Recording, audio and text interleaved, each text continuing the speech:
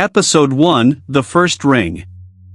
I moved into the apartment on a rainy Thursday evening. It wasn't much. One bedroom, cracked walls, and the faint smell of something metallic that clung to the air, but it was cheap, and I was tired of running from the past. While unpacking, I found it on the top shelf of the bedroom closet, a small, old-fashioned alarm clock, round and heavy, coated with dust. Its hands were frozen at 3:33. The strange part? It wasn't digital, yet I could hear a faint tick-tick-tick coming from inside, like a heart that refused to stop beating. That night, I set my phone alarm for 7 o'clock and went to bed early. The city outside was silent, except for the distant hum of rain against the glass.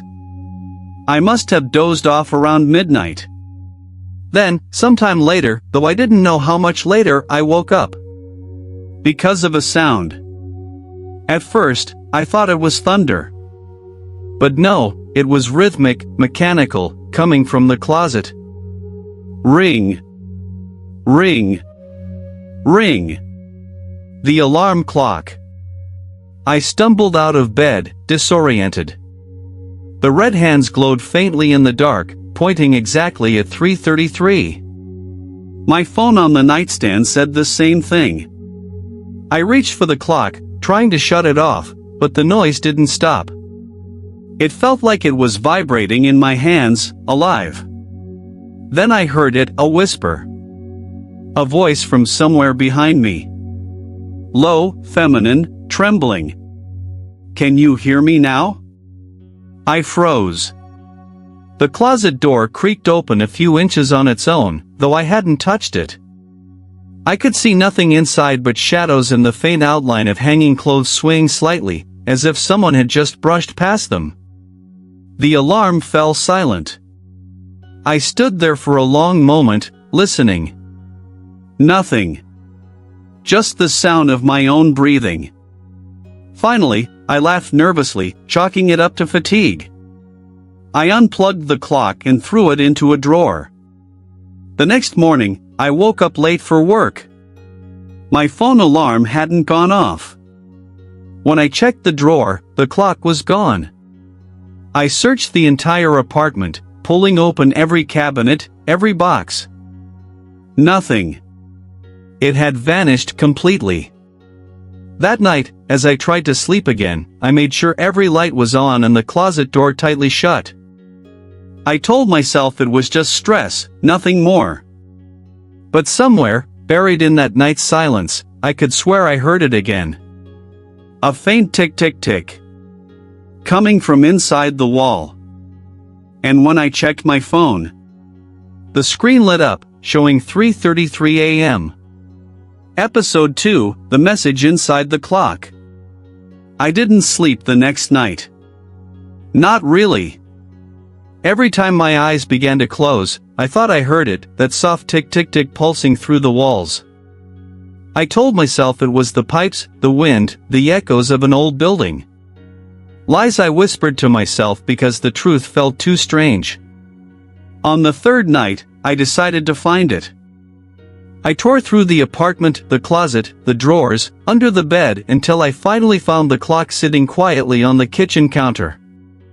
I swear it hadn't been there before.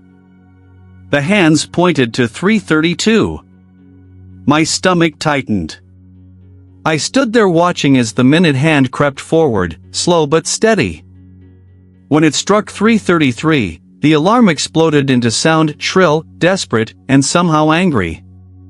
The glass face vibrated, the metal casing quivered like something alive. I grabbed it with both hands and slammed it against the counter until it cracked open. And that's when I saw it. Inside the clock's hollow body, tucked behind the gears, was a small piece of folded paper, yellowed, fragile. My hands trembled as I pulled it out. The note was short, written in smeared ink. Don't forget what you did. My blood ran cold. I stared at those words, reading them again and again, trying to make sense of them. I hadn't done anything. Not to anyone. Had I? The apartment felt smaller suddenly. The walls seemed to close in. I left the broken clock on the counter and stepped back, heart racing. Then, from somewhere deep inside the hallway, I heard footsteps. Soft. Slow. Coming closer. I turned the lights on, nothing. Just the empty hallway leading to my front door. But when I looked down, I noticed a wet footprint on the floor. Small, bare, pointing toward me. And then another. I followed them to the kitchen, where they stopped in front of the counter, right where the clock had shattered. The note was gone. Only the faint ticking remained, echoing from inside the clock's broken shell, impossible, since every gear had been ripped apart. The sound grew louder, faster, until it matched the rhythm of my heart. I backed away slowly, whispering into the air. "Who are you? What do you want?"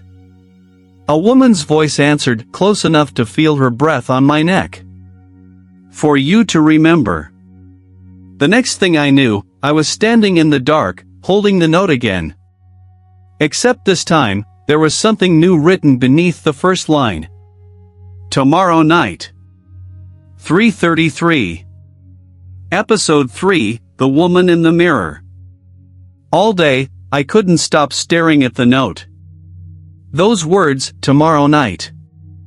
3:33, burned behind my eyes, as if they were written not on paper but beneath my skin. I tried to go to work, tried to eat, tried to act normal, but every sound seemed to echo like the tick of that cursed clock. When night came, I told myself I wouldn't look at the time. I unplugged everything, my phone, the lamps, even the microwave. No light, no numbers. Just silence. Maybe if I didn't see 3:33, it wouldn't exist. But some things don't need permission to happen. I must have dozed off around midnight. When I opened my eyes again, the room was dimly lit by the moon bleeding through the blinds. I glanced toward the kitchen and froze. The clock was back. It sat neatly on the counter, perfectly whole, the glass face uncracked. Its hands pointed at 3:32. I didn't move. I just watched, paralyzed, as the second hand crawled forward, tick, tick, tick, until it reached 3:33. The alarm screamed. I covered my ears, but the sound wasn't just coming from the clock anymore. It was everywhere, inside my head, inside the walls, vibrating in the air like invisible wires. I stumbled into the bathroom, slammed the door, and flicked on the light. That's when I saw her. In the mirror behind me. A woman. Pale, drenched in shadows, her eyes hollow like black wells. Her hair hung over one side of her face, and her lips moved silently as if mouthing a word she couldn't bear to say. I turned, but there was no one there. Only the sound of the alarm, distant now, muffled by something thick and wet, like blood in water. When I looked back at the mirror, she was closer. I could see her breath fogging the glass. My own reflection had vanished. Only hers remained. And then she spoke. "You don't remember me, but I remember you." The light flickered violently, and for a split second, her face twisted, one half burned, the other glistening with tears. She raised a hand to the mirror, pressing her palm flat against it. I felt something cold graze my cheek, as if her fingers had reached through. I screamed and smashed the mirror with my elbow. The light went out. Silence. When I dared to turn the flashlight from my phone back on, the shards of glass reflected something written across the wall in thin, red letters. "She's still in the clock." I ran to the kitchen, grabbed the clock, and threw it to the floor. It shattered again, splintering into a dozen pieces. And in the center of it all, among the broken gears and blood-colored metal, I saw something glimmer. A single strand of black hair. Still wet. Episode 4, The Apartment Before Me. The next morning, I didn't move for hours. I just sat on the floor, staring at the shattered clock, the shards of glass like a frozen scream around me. The strand of black hair was still there, coiled in the center like something sacred or cursed. I wanted to believe it was mine. That somehow it had stuck to the clock by accident. But it wasn't. It was too long, too smooth, and it smelled faintly of smoke. I couldn't stay in that apartment without knowing who she was. By noon, I was sitting in the building manager's office, pretending to be casual. The man behind the desk was in his 50s, overweight, with nicotine stains on his fingers. He didn't look like someone who's scared easily until I mentioned my address. Unit 303, he repeated, his voice flattening. That apartment's supposed to be vacant. I forced a smile. Well, it's not. I've been living there for 2 weeks. He frowned, searching through his files. No, that can't be right. Then he pulled out a thin folder and dropped it on the desk. On the front, written in fading blue ink, was the name of the last tenant, Clara Reeves. I recognized the name instantly. It was the same one the woman in the mirror had whispered last night. What happened to her? I asked. The manager hesitated. She disappeared. 3 years ago. Police never found a body. Just her things. And that damn clock. My throat tightened. What clock? He sighed. Old-fashioned alarm. Her neighbors complained that it rang every night at 3:33. After she vanished, we found it still ringing when we opened the door. I felt cold all over. She was a writer, he continued quietly. Kept journals. Said she was working on a true crime story. Something about time loops and guilt. The police took most of her notes, but some of her stuff was left behind. Maybe you should see it. He scribbled an address on a piece of paper and handed it to me. That's her sister's place. She keeps whatever was left. That night, I didn't dare go home. I stayed at a cheap motel and stared at the note, the letters blurring as I read the name again and again, Clara Reeves. At 3:33, the room phone rang. My heart nearly stopped. I stared at it, frozen. Slowly, I picked up the receiver. Hello? Static. Then, faintly, so faint I thought it was my imagination, came a woman's whisper. Why did you take my place? The line went dead. I dropped the phone and looked toward the nightstand. The digital clock blinked 3:34, and there, reflected in its glass, was a shadow standing just behind me. Episode 5, The Recording. The next day, I visited Clara Reeves' sister.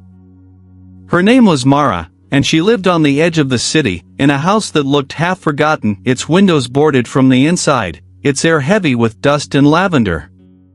When she opened the door, she studied me for a long moment before saying quietly, "You shouldn't have come." I told her about the apartment, about the clock, about the voice. Her eyes flickered at the mention of 3:33. She stepped aside and let me in without another word. Inside, everything smelled of old paper and candle wax. On the dining table lay a stack of journals. Clara's handwriting filled every line, small and obsessive, looping like tangled thread. But what caught my attention was an old digital recorder resting beside them, its red light still blinking.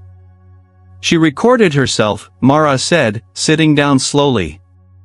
The police listened to every second of it. But they never understood what they heard. I pressed play. At first, there was nothing, just the faint hum of silence. Then, a woman's voice broke through. Clara's voice. Soft, shaky, but calm enough to chill the blood. It rang again. 3:33, I didn't set it. I never do. It just rings. Like it knows when I'm awake. I tried to record it tonight to prove I'm not losing my mind. A pause. Then static. Then the faint tick-tick-tick of the clock. Suddenly, her voice changed. It was closer now, almost whispering against the microphone. I think someone's in here. The sound of her breathing quickened. A creak. Footsteps. And then a scream. Not loud, but broken, muffled, as if coming from underwater. I froze. Mara looked away. Then, after a long stretch of static, another sound came through. Not Clara's voice this time. A deeper, distorted whisper. Wake up. The recorder clicked off. I sat there, staring at it, heart hammering. That's it? I asked. Mara nodded slowly. She disappeared the night after that recording. The police said she must have left on her own. But I heard that voice too. When I went to clean the apartment. I swallowed hard. What voice? Her gaze locked on mine. The one that told you to wake up. The air between us went still. Somewhere in the distance, a clock chimed 3 times, slow, deliberate. I looked down at the recorder again. The red light was still on. Still blinking. Except now, it wasn't just blinking. It was counting. 3:31. 3:32. 3:33. And then, through the static, came my voice. Can you hear me now? I dropped the recorder. It hit the floor and shattered, spilling its batteries across the tiles. The voice stopped. But from the corner of the room, on a small dusty shelf, an old alarm clock began to ring. Episode 6, The Sleep Experiment. I didn't sleep for 3 nights. Not a minute, not a breath of rest. I drowned myself in coffee, cold air, anything that could keep my eyes open. The voice on that recording, my own voice, haunted every corner of my mind. If the clock was showing me things that shouldn't exist, I needed to see it happen. I needed proof. So, I decided to run an experiment. I set up 2 cameras, one in the bedroom facing the bed, another in the living room pointing toward the clock. I synced their timers, kept every light off except the red standby light on the camera. Then I sat down, waiting. The hours crawled. 1:47, 2:21. 2:58, my hands trembled with exhaustion, the shadows around the room beginning to breathe and twitch. I started to doubt my own plan until I saw it. The clock on the counter flickered to life. Its hands snapped forward like something was forcing them to move, spinning in violent jerks until they stopped at 3:33. And then it rang. The sound wasn't mechanical this time. It was organic. Wet. The kind of sound a throat might make when it's trying to scream underwater. I stared straight into the camera lens, whispering, "Now I'll know. Now I'll see." I turned toward the bedroom camera's monitor. And froze. Because on the screen, in grainy night vision, I saw myself sleeping in bed. Calm. Still. Breathing. But I wasn't in bed. I was awake, standing in the living room. The figure on the bed began to move. Slowly. Its head tilted toward the camera, and for the first time, I saw its face. My face. Except the eyes were wide open, glazed and empty, pupils blown out like black holes. My other self sat up, spine cracking with each motion. Then it smiled. The alarm stopped ringing. The silence felt wrong, too heavy. And then the me in the bed turned to face the door. It whispered something. The audio caught it perfectly, my own voice, broken, whispering through the static. You shouldn't have stayed awake. Every light in the apartment went out at once. The cameras shut off. The only thing left was the faint red glow of the clock. I stumbled forward, calling into the darkness, "Who are you?" And from the bedroom came my answer, my voice again, softer this time. "I'm what wakes up when you don't." The next thing I remember is daylight searing my eyes. Both cameras were on the floor, their batteries dead.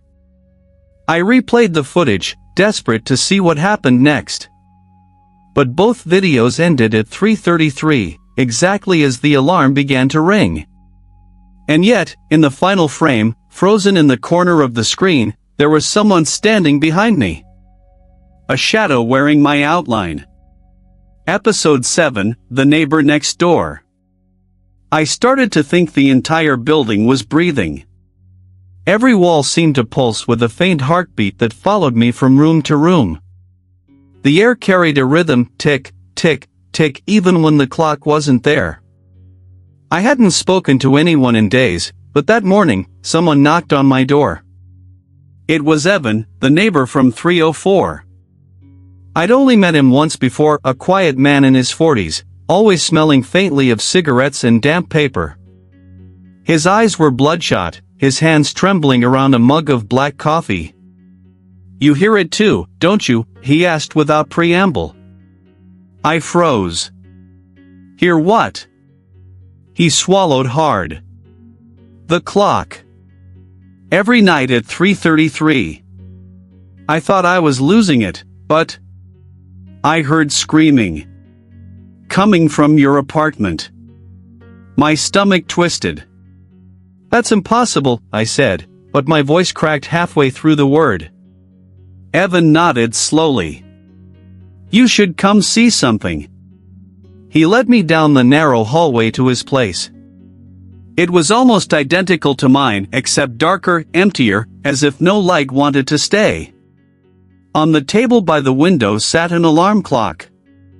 The same model. Same scratches on the metal frame. Same red numbers, frozen at 3:33. "I tried to throw it away," he whispered. "But every night, it's back. Sometimes I wake up holding it." I stepped closer. The glass face reflected my outline, distorted, fractured. I could almost see another shadow behind mine. "When did it start?" I asked. "The night Clara disappeared," he said. "You know her name too, don't you?" Before I could answer, the clock ticked. Just once. A single, wet click that vibrated through the air. Then silence. Evan stared at it, trembling. "It never ticks during the day," he muttered. I took a step back. "Maybe we should." The clock rang. The sound was deafening, far louder than any alarm should be. Evan screamed, clutching his head. I covered my ears, but the noise seemed to come from inside my skull. Then, just as suddenly as it started, it stopped. Evan collapsed onto the floor, gasping for air. "She's here," he whispered.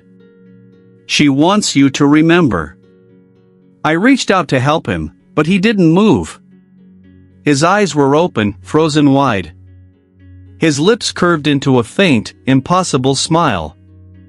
The clock beside him was still ringing, softly now, as if fading. Its hands gleamed under the dim light. And on the glass face, smeared in condensation, I saw fresh words appear from nowhere. "One more left to wake." I stumbled back, my breath shallow. Then, from the hallway outside, I heard another alarm begin to ring. My own. It was 3:33. Episode 8, The Letter Under the Floorboards. Evan's apartment has been sealed for days. They took his body out in the early morning, zipped in black plastic, but I still hear the echo of his alarm through the wall every night at 3:33. No one else seems to notice. Maybe no one else can. The landlord told me to move out. I said I would. But I didn't. Because I need answers. I keep thinking about the message I saw on Evan's clock, one more left to wake. Who was it talking about? Him, or me? That night, I sat in silence, staring at the floor. I don't know what made me do it, maybe the faint tapping I'd been hearing for days, or maybe something deeper, a whisper just beneath thought, but I began tearing up the wooden boards near the kitchen. The first one came up easily, revealing nothing but dust and rot.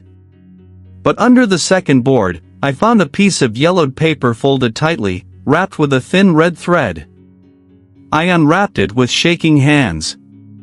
It wasn't a note at first, it was a letter.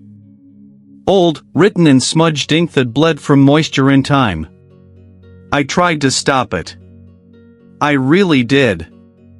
The clock doesn't tell time. It keeps it every scream, every secret, every sin. If you're reading this, it means I failed. Once it chooses you, it won't let go. Don't try to destroy it.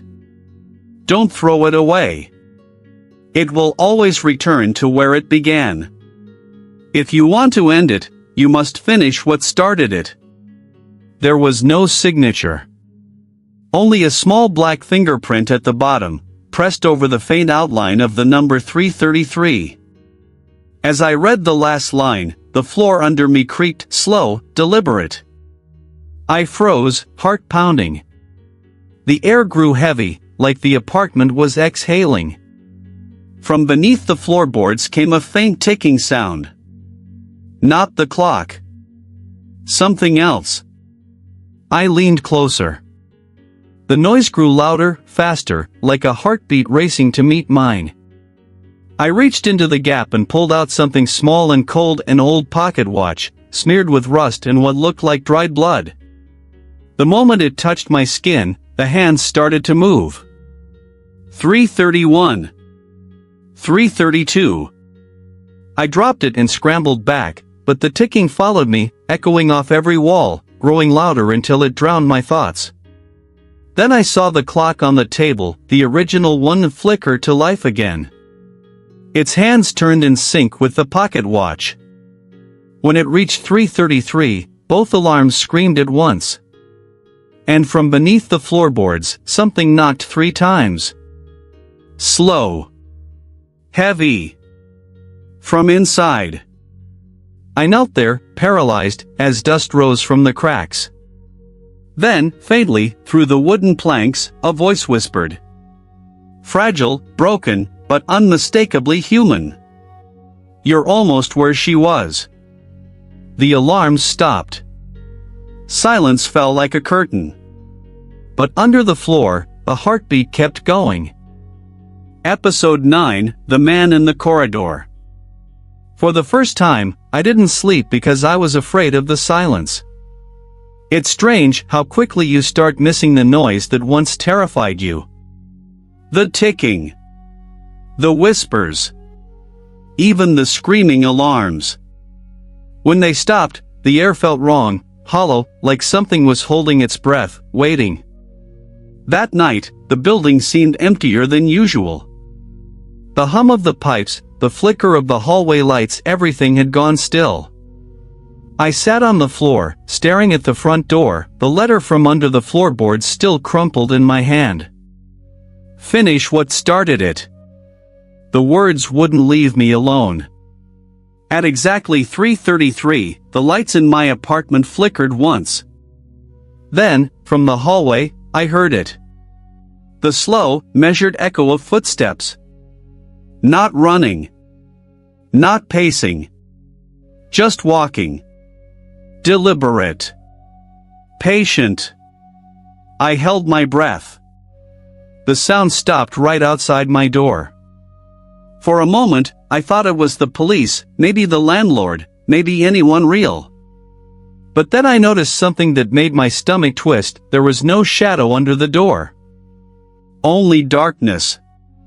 I stood up slowly, each heartbeat pounding like a drum in my throat. I reached for the peephole and looked. There was a man standing in the corridor. He didn't move. Didn't sway. Just stood there, perfectly still, facing my door. The flickering hallway light caught only parts of him, a dark coat, hands pale and rigid at his sides, his head tilted slightly forward, as if listening. I whispered, "Hello?" No answer. The clock behind me started ticking again. Tick. Tick. Tick. The man's head turned, slowly, until one eye black and glassy met the peephole. I stumbled backward. Then came the knock. 3 times. Soft. Measured. Each one in sync with the ticking of the clock. I pressed my back against the wall, whispering to myself, "He's not real. He's not real." But when I looked again through the peephole, the corridor was empty. Relief flooded me, shaky and fragile. I turned away from the door. And froze. The man was inside the apartment. He stood in the middle of the living room, facing the clock. His body was motionless, head tilted, as if studying it. The air shimmered around him like heat rising from asphalt. I couldn't move. Couldn't even scream. Then, in a voice that didn't sound human, he said, "You kept her time." He turned his head toward me, and for a split second, I saw his face half-burned, half-frozen, like 2 moments stitched together in one impossible body. He lifted his hand and pointed at the wall. "Look beneath." I blinked and he was gone. Only the clock remained, its glass fogged from the inside, as if something had breathed against it. When I turned toward the wall where he'd pointed, I noticed something I'd never seen before, faint outlines of numbers scratched into the paint. 3:03. 3:13. 3:23. 3:33. Every 10 minutes. Every mark a memory. I touched the wall, and for a brief moment, it felt warm, like the beat of a living heart pulsing beneath the plaster. And somewhere deep behind it, something whispered back. "He's not gone." Episode 10, the date it all happened. By now, my nights had stopped feeling like nights. They were corridors, dark, endless, looping until I couldn't tell if time was moving forward or folding back on itself. I kept the lights on, the cameras recording, the clocks unplugged. But no matter what I did, 3:33 always came. And each time, I could feel it getting closer. Not the sound. Horror. I decided to dig deeper into the building's history. Anything to understand why everything circled around that cursed number. At the city archives, the clerk handed me a brittle folder labeled Incident Report, March 3, 2018. The date made my skin crawl. I didn't even have to look to know what time it would say. The report described a homicide in my building, apartment 303. The victim, Clara Reeves. The cause of death, blunt force trauma, time of death estimated at 3:33 a.m. My name wasn't in the report, but there was a blank section at the bottom titled Person of Interest. The line beneath it had been blacked out with thick, heavy ink. Someone didn't want the name to be read. I copied the file and went home, the words burning through my thoughts. The building's elevator creaked like a throat clearing before confession. When I reached the 3rd floor, every light in the hallway flickered, once, twice, then died. The door to my apartment was slightly open. Inside, the air was colder than usual. The clock I had thrown into the drawer days ago sat neatly on the table again, glowing faintly red. Its hands pointed at 3:32. I should have run. But instead, I sat down in front of it and whispered, "Tell me the truth." The ticking stopped. Then the clock began to hum. Low, electric, vibrating the air. The walls around me shimmered, and suddenly, I wasn't in my apartment anymore. I was standing in the same room, but different. The wallpaper was cleaner, the light warmer. The calendar on the wall said March 2nd, 2018. And on the couch sat a woman, Clara. She was writing in a notebook, unaware of me. I watched as she stood, walked toward the table, and adjusted the old alarm clock. Her lips moved. She whispered something to it. I stepped closer. If he comes back, she said softly, wake me. The scene rippled like water, and suddenly everything shattered. I was back in my apartment, heart pounding. The clock's alarm blared like a siren. The red digits glowed 3:33. And beneath the glass, words began to appear, burned into the faceplate like embers. You were there. I stumbled backward, shaking my head. No, I wasn't. I didn't. Then I saw my reflection in the dark window. Behind me stood Clara. Her eyes met mine through the glass, and she whispered, You promised you'd never remember. The alarm stopped. The silence afterward was worse than any sound I'd ever heard. Episode 11, The Dream That Repeats. Sleep stopped feeling like rest. It became a trap, a room with no doors, only mirrors reflecting the same nightmare over and over. And every time, the clock was there, waiting for me. The first night it happened, I was standing in my apartment, but everything was wrong. The walls bled light instead of shadow, and the ticking came from inside my chest. My reflection in the mirror smiled even though I wasn't smiling.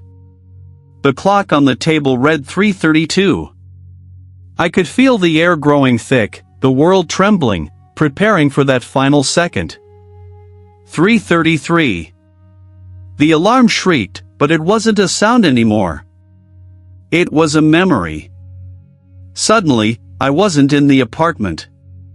I was standing in a different room, brighter, cleaner. The same calendar hung crooked on the wall, March 3rd, 2018. There was a woman crying. Clara. She held the clock in both hands like it was a weapon, screaming at someone in the dark. At me. You said it would stop. I could feel my own hands shaking, hear my voice shouting back, desperate, broken. I didn't mean to. Then came the sound of glass breaking. The scream. A thud. And silence. I woke up drenched in sweat, lungs burning.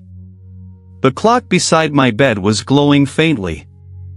The hands were stuck at 3:33. That morning, I found bruises on my palms, perfect circular marks, like the edges of the clock's frame had pressed into my skin. I tried to convince myself it was sleep paralysis, a hallucination. But the bruises darkened as the day went on.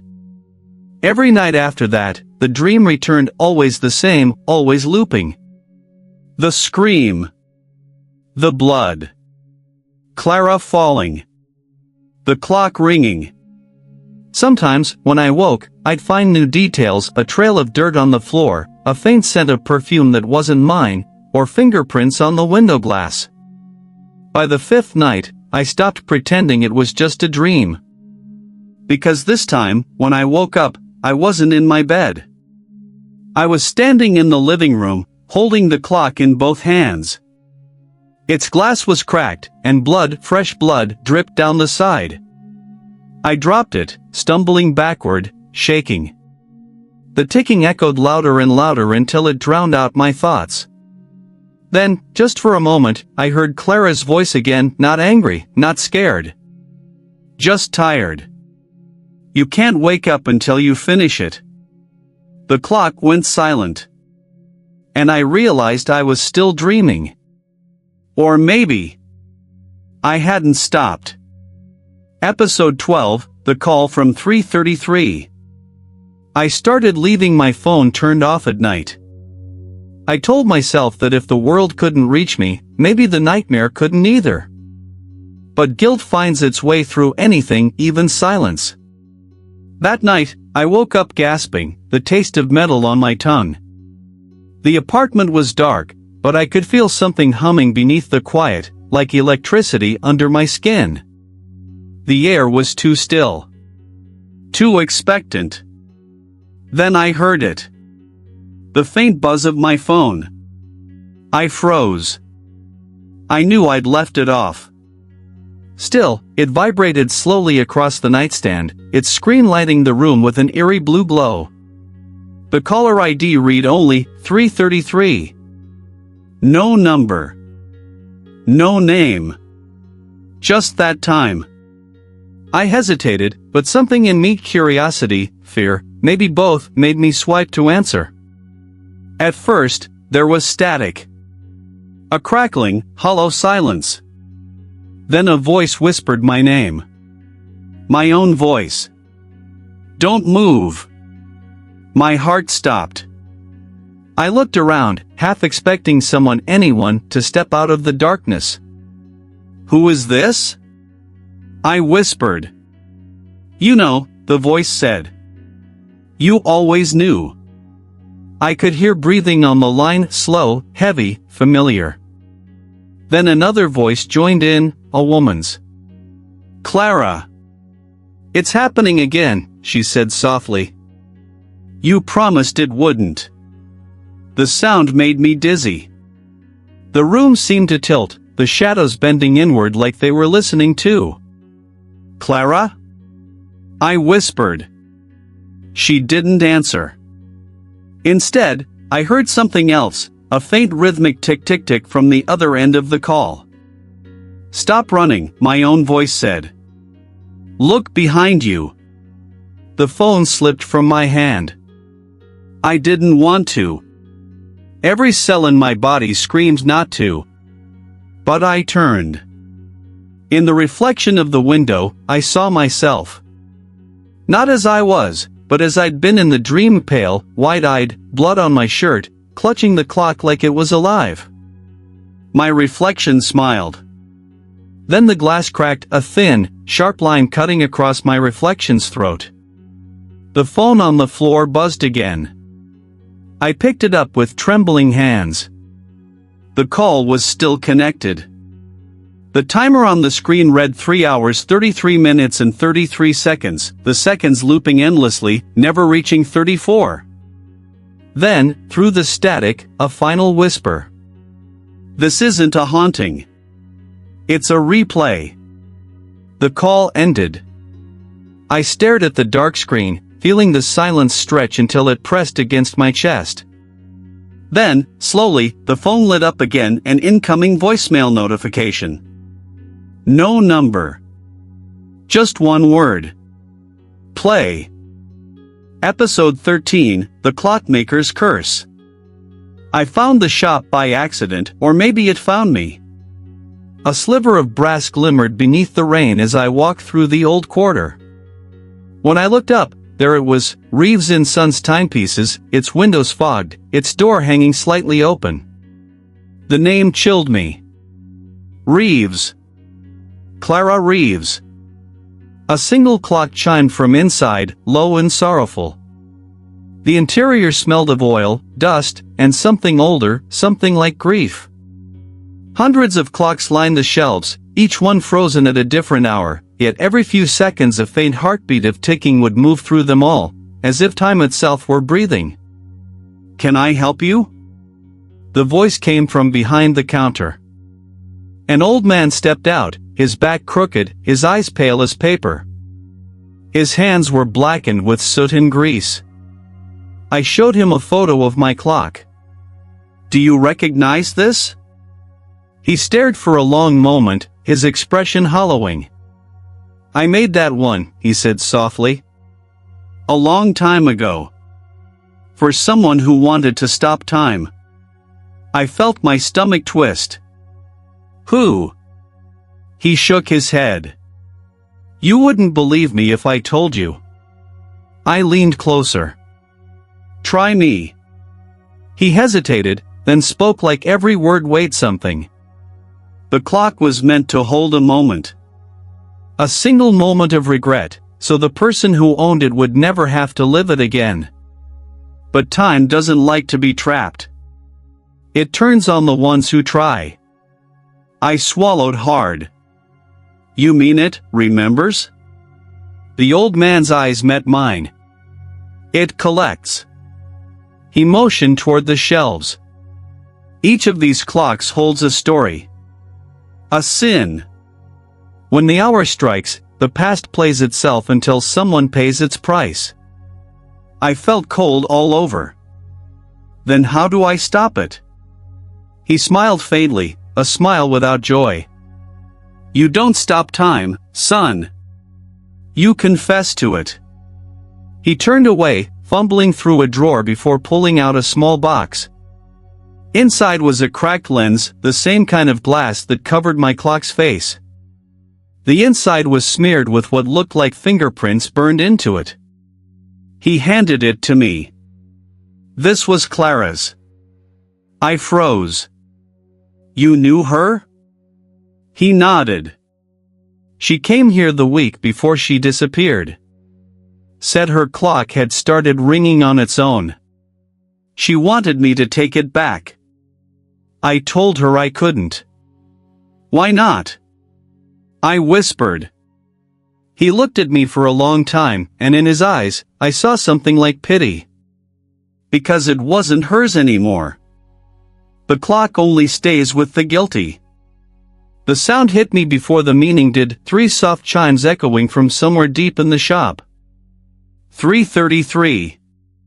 The old man straightened, trembling. You shouldn't have brought it here.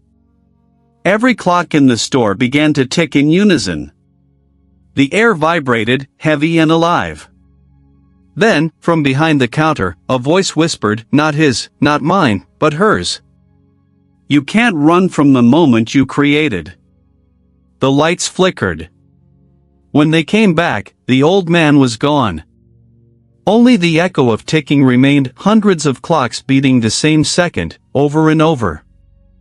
And in the cracked lens I still held, Clara's reflection smiled back. Episode 14, The Child Behind the Door. After the clockmaker vanished, I wandered the streets until dawn. I don't remember how I got home. My mind felt fogged, thick with static, the same phrase echoing again and again in my head, the clock only stays with the guilty. When I reached my apartment, the hallway was silent. The world outside still slept, wrapped in a kind of unnatural calm. The air smelled faintly of smoke, and something else, something like burnt sugar. I turned my key. The door opened on its own. The apartment was dark, though I'd left the lights on. The shadows had moved, they were longer now, stretching in directions that made no sense. And on the table, the clock was back. Perfect. Polished. Waiting. I was too tired to scream. Instead, I whispered, "What do you want from me?" But it wasn't the clock that answered. It was a knock. 3 soft, steady knocks on the door. I turned slowly. My hand shook as I opened it, and there, in the dim light of the corridor, stood a little boy. Maybe 8 years old. Barefoot. His eyes wide and hollow, as if carved from darkness itself. He was holding something in his hands. An alarm clock. Identical to mine. Who are you? I asked. He tilted his head. You dropped this. My throat closed. Where did you get it? From downstairs, he said. She told me to give it back. She? The boy smiled, not a child's smile, but something older, sadder. The woman in the mirror. I stepped back, but he followed me in, walking as if pulled by invisible strings. The moment he crossed the threshold, the air turned icy. My breath misted in the dark. Both clocks, his and mine, began ticking together. Do you live here? I asked. He shook his head. Not anymore. Then he lifted his clock. Its hands spun wildly, the metal twisting and groaning. She said time broke because of you. I don't know what you mean, I whispered. Yes, you do. His voice changed, lower now, layered, as if more than one person was speaking through him. You tried to erase the moment. You tried to lock it away. The clock stopped. 3:33. The boy's smile faded. He looked up at me, tears forming in his black eyes. She doesn't want to hurt you. She just wants you to see. And then, he dropped the clock. It shattered against the floor, scattering gears and glass like sparks. Where he had been standing, there was only smoke. And from within it, I heard the faint sound of crying. I turned toward the mirror on the wall. The fog on its surface began to clear, revealing not my reflection, but Clara's. She was kneeling, holding something small in her arms. A child. The same child. She looked straight at me, her voice soft but sharp enough to cut through the silence. You remember now, don't you? The clocks both began to ring. Episode 15, The Mirror Breaks. I couldn't breathe. My reflection was gone, replaced by her. Clara. Pale, trembling, holding the child as though he might vanish again if she blinked. The fog on the mirror pulsed like lungs, drawing in air that didn't exist. Clara, I whispered. What are you showing me? Her eyes lifted, not angry, not accusing, just hollow, as if every word she wanted to say had already been screamed too many times. You tried to fix what you broke, she said softly. But time doesn't forgive. I stepped closer, desperate. That boy, who is he? Her hand stroked the child's hair. He looked up, and for the first time, I saw it clearly, his eyes. My eyes. The world seemed to tilt. My knees went weak. No. You forgot him, she whispered. You made yourself forget. The mirror flickered, images flashing like stuttering film, a man shouting, a woman crying, the boy running toward the door, then the crash, the scream, the shattering of glass, and the clock falling to the floor. I fell back, clutching my head. Stop. Please, stop. You killed the moment, she said. You killed the time. The mirror began to hum, a sound low and alive, vibrating through the floor. Cracks spidered across its surface, and behind each crack was another face of me, all of them watching, all of them whispering. Remember. Remember. Remember. The ticking of the clocks grew louder, dozens of them now, surrounding me like a heartbeat from another world. My own reflection bled back into view beside hers, pale, fractured, haunted. Clara leaned forward, her voice suddenly tender. You can end it, you know.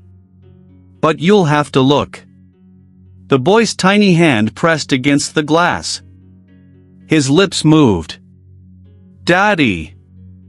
Something inside me broke. My chest ached so hard I could barely stand. Clara, please. Wake up, she said. The mirror exploded. Glass shards rained down like frozen light. I fell to my knees, the air filled with the sound of ringing, not just one clock, but hundreds, all screaming in perfect unison. The child's laughter echoed through it, bright and heartbreaking. When the sound finally died, I looked up. The mirror was gone. In its place, carved into the wall, was a single line written in blood-red strokes. One moment can't be undone. The clock on the table flickered weakly, its hands frozen halfway between 3:32 and 3:33, as if even time itself didn't know which second it was supposed to keep. And in the silence that followed, I heard Clara's voice one last time, faint and trembling. "Now you know what you tried to erase."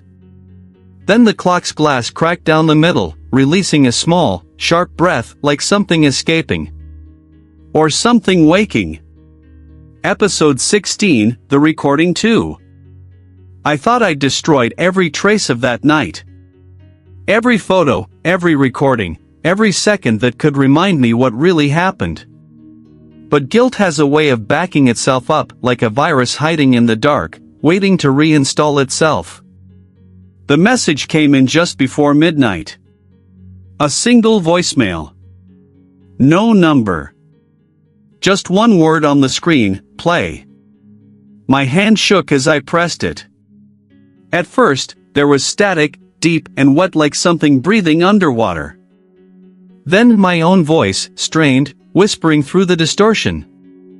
"If you're hearing this, it means I couldn't stop it." I froze.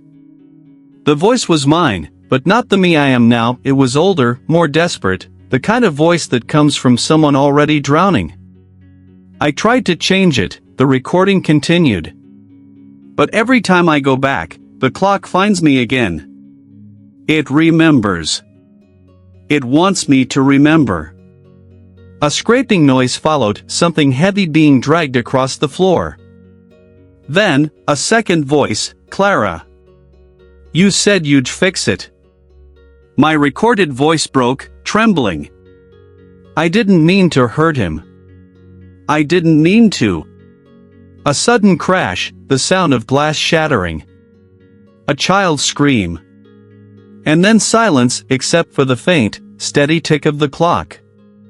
I covered my mouth, the room spinning. I didn't remember recording any of this. I didn't remember any of it. But the voice kept talking. "If you're me, if you've forgotten again, you have to understand. The clock isn't cursed.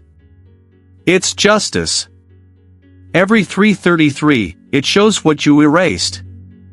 What you buried." My heart hammered in my chest. "No," I whispered. "That can't be true." "You killed them," the voice said. "Both of them." I dropped the phone, stumbling backward. The voicemail kept playing, tinny and distant from the floor. "And when time ran out, you begged it to let you start over. You begged it to take the moment away. That's why it rings. That's why you wake up. You asked for this." The message ended with 3 soft knocks, the same sound I'd heard under the floorboards. Then the clock on the table lit up, its hands trembling between 3:32 and 3:33. I reached for my phone, desperate to delete the recording, but the screen had changed. There was a new file, timestamped tomorrow. It was already labeled Recording 3. And beneath it, the transcription had started typing itself in real time, words forming on the screen faster than I could blink. "He's listening now." Then, from somewhere behind me, my own voice whispered, "Don't stop the tape." Episode 17, The Police Visit. The pounding on the door came just after sunrise. Not the rhythmic, haunted knocking I'd grown used to. This one was sharp, impatient, real. "Police! Open up!" For a moment, I couldn't move. My body refused to believe that something normal, something human, was happening in this place. The voice came again, firmer this time, and I finally forced myself toward the door. 2 officers stood in the hallway, one young, tense, the other older, with eyes that carried the look of someone who'd seen too much. Behind them, yellow sunlight cut through the dim corridor, spilling across the dust. "Sir," the older one said, "we've had complaints from the neighbors about noise, screaming, strange activity." "Can we come in?" I wanted to laugh. Strange activity? That was the understatement of the century. But instead, I nodded numbly and stepped aside. They entered cautiously, scanning the room. The younger officer wrinkled his nose. "Smells like smoke in here." I glanced toward the table. The clock sat there, quiet, innocent, as if it had never rung at all. The older man approached it. "Where did you get this?" "It came with the apartment," I said. He turned slowly to face me. "That's impossible." Something in his tone made my stomach clench. "Why?" He exchanged a glance with his partner. "Because this apartment has been sealed since 2018. No one's lived here since the Reeves case." My throat went dry. "That's not true. I've been here for weeks." He shook his head. "Sir, the door was boarded. The lock broken from the inside. We had to cut through the seal to get in." I turned toward the doorway, and there it was, the tape, bright yellow and crinkled, fluttering slightly in the draft. It read "Crime scene, do not enter." I stumbled backward, my pulse roaring in my ears. No, that's not possible." The younger officer pulled out his radio. "Dispatch, we've got a trespasser in Unit 303. The interior." He stopped, frowning. "Wait. What's the date on this file?" The radio crackled back. "Unit 303? That case was closed. Occupant deceased." My vision blurred. "What did you say?" The officer looked at me, confused. "They said you were." He froze. His eyes widened. "Oh my God." The older officer stepped forward, voice trembling. "Stay where you are." I looked down at myself, at the blood smeared faintly along my hands, the faint shimmer of broken glass in my clothes. Behind them, the clock began to tick. 3:31. 3:32. The older officer shouted, "Turn it off." But before I could move, the alarm rang. 3:33. The sound filled the apartment like a scream made of metal. The walls shook. The lights burst. The air turned cold enough to burn. The younger officer stumbled back toward the hallway, but he stopped in the doorway, his face draining of color. Because someone was standing there. A woman, pale, ice hollow, her hair wet and tangled. "Clara." She smiled softly, almost lovingly, and said, "You came back." Then the lights went out. When they flickered on again, the officers were gone. The door was closed. The apartment silent. Only the clock remained, ticking gently on the table, as if nothing had happened. And written in the dust beside it were 5 words. "You were never let go." Episode 18, The Final Ring. I don't know how long I've been here. The sun rises and sets outside my window, but it never feels like time passes inside these walls. Maybe the clock isn't just keeping time anymore, maybe it's containing it. The police never came back. Or maybe they never left. Sometimes I hear their voices echoing faintly through the air vents, repeating the same words over and over like a broken tape. "Stay where you are. Stay where you are. Stay. I haven't eaten. Haven't slept." Every time I close my eyes, I see Clara standing in the doorway, her eyes full of something I still can't name: sorrow, fury, forgiveness. And every time I open them, the clock has moved closer. Last night it sat on the table. Tonight it's on the floor by my bed. 3:31. The second hand twitches. The ticking is uneven now, like a dying heartbeat. I can feel the vibration in my bones, in my teeth, inside my skull. I know what's coming. 3:32. The walls begin to ripple, as if the air itself is remembering. I hear voices, hundreds of them, echoes of every scream, every whisper, every breath that's ever filled this apartment. My name is among them. Then, for the first time, the clock speaks. "You asked for this." I crawl toward it. My hands shake. "Please," I whisper. "I just want it to stop." It stops at 3:33. The ticking grows faster, and the air turns heavy. I can see them now, Clara, the boy, the two officers, the old clockmaker, all standing in the room, their bodies still but their eyes alive, watching me with quiet judgment. I press my palms to my ears. I didn't mean to kill them. The clock's glass begins to glow from within, red and blinding. "You didn't mean to forget." The words hit me like a blow. Suddenly the memory crashes back, the argument, the glass shattering, the boy's scream, the clock falling from the table and striking the floor. The moment I begged time itself to take away. And time listened. It erased the second I broke them. It left me here instead, trapped inside the fragment that never moved forward. 3:33. The alarm erupts, louder than it's ever been. The walls peel away, revealing a whirlpool of light and sound. The room collapses inward, every memory folding over itself like burning film. I see Clara holding the child, both of them dissolving into the light. She looks at me one last time. It's over now. The clock explodes. The ringing fills everything, air, blood, thought, until there's nothing left but a single, endless second. Then silence. When I open my eyes, I'm standing in a new apartment. Bright. Clean. Unfamiliar. The clock sits neatly on the shelf, its hands frozen at 3:33.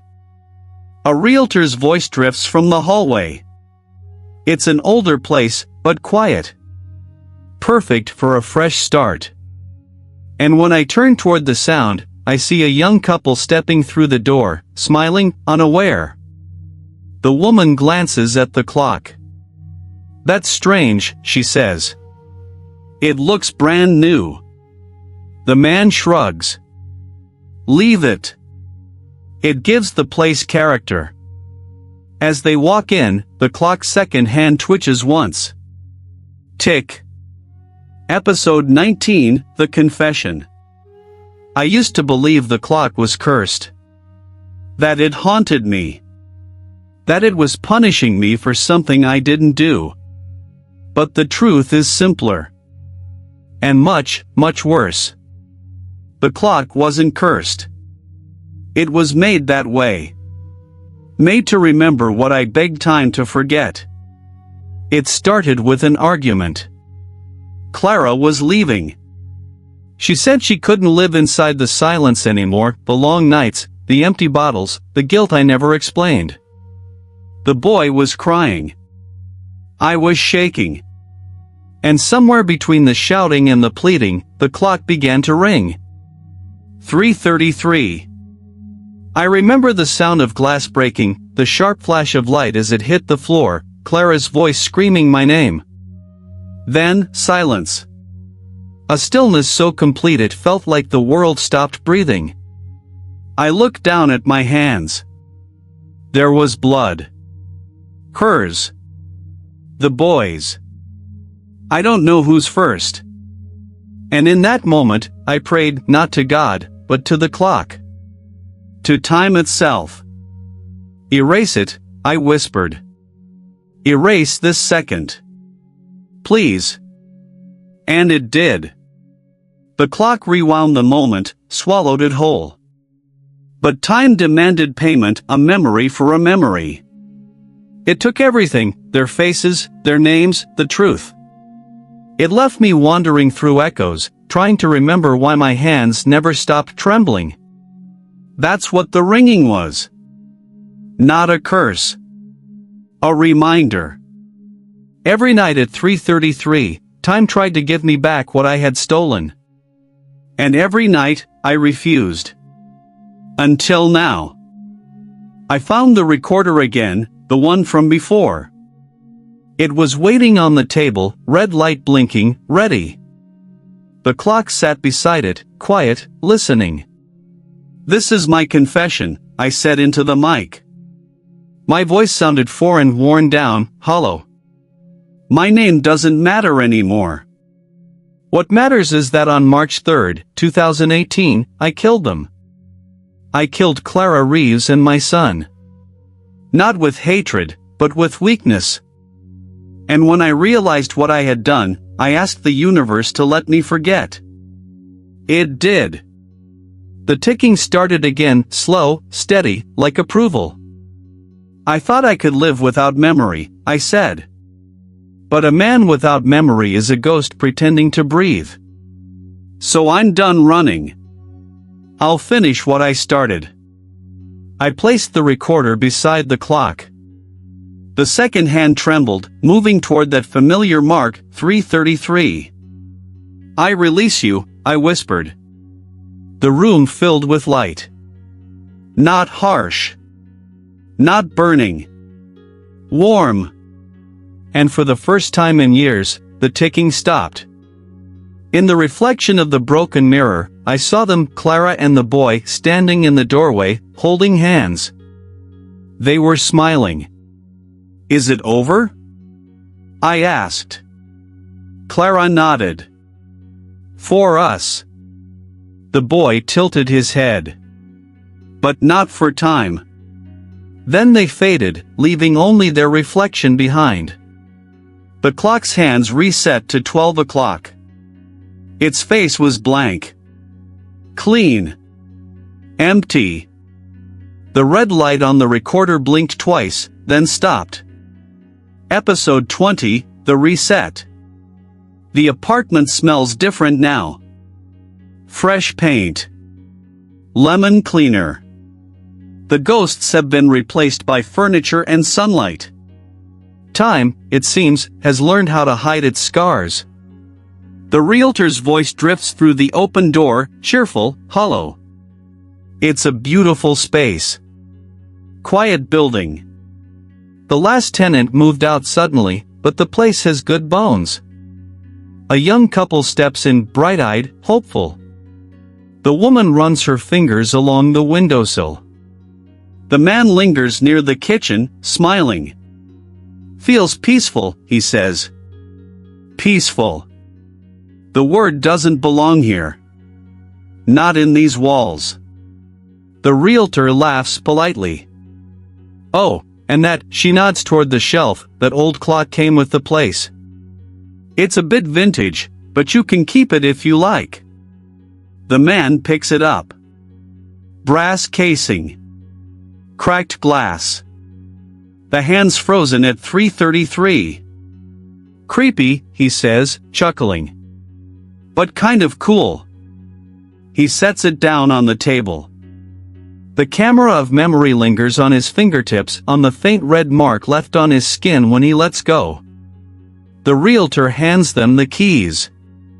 "If you decide to take it, you can move in tonight." The woman glances back once more before leaving. The door closes. Silence. Then, tick. The clock's hands twitch. Once. Twice. The brass hums softly, a pulse beneath the quiet. On the table, dust begins to gather, too fast, as if time is catching up. Shadows lengthen. The air grows heavy. In the reflection of the clock's cracked glass, something flickers. Not the young couple. Someone older. A man with tired eyes, whispering words that don't quite reach the air. "You were never forgiven, only replaced." The sound fades, swallowed by the ticking. Outside, laughter echoes faintly down the hallway. The couple returns, carrying boxes, ready to begin their new life. The man places the clock on the nightstand beside their bed. The woman plugs in a lamp, humming softly. 3:31. The light flickers. 3:32. She turns to him. "Did you hear that?" He frowns. "Hear what?" The alarm screams.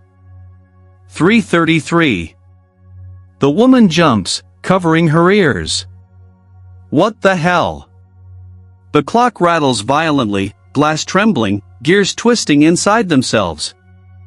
A voice whispers from the crack in its face. Time never dies. It waits. The room goes dark. When the lights return, the clock is silent again, its hands perfectly still, yet somehow, impossibly, the second hand begins to rise. And in the next heartbeat, a faint new inscription glows beneath the glass, as if carved by invisible hands.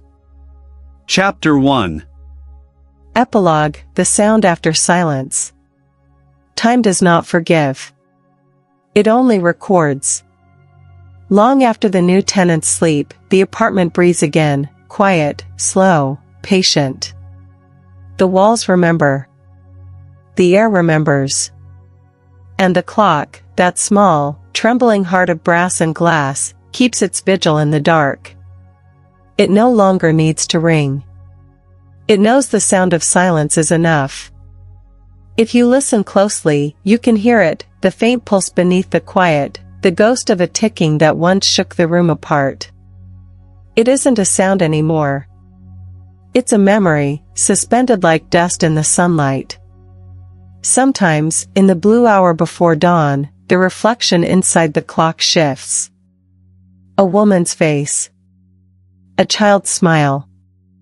A man's eyes, wide with regret. They don't move. They don't speak. They just wait. Because time never ends, it only changes its audience. Somewhere, the boy's laughter echoes again, faint and far away. Somewhere, Clara hums the tune she used to calm him to sleep. And somewhere, the man who tried to erase a moment still drifts between seconds, searching for a version of himself that never did what he did. But the clock knows better. It remembers for him. For all of them. 3:33 is not an hour. It is a scar, a wound where time was forced to bleed. And every wound eventually opens again. So when you wake one night, and you're not sure why, and the room feels colder than it should, listen carefully. If you hear a faint ticking from somewhere it shouldn't be, if the air hums like it's holding its breath, if your phone screen flickers 3:33 a.m. in the dark, don't move. Don't look. Don't speak. Because time is listening. And it's already started the next story.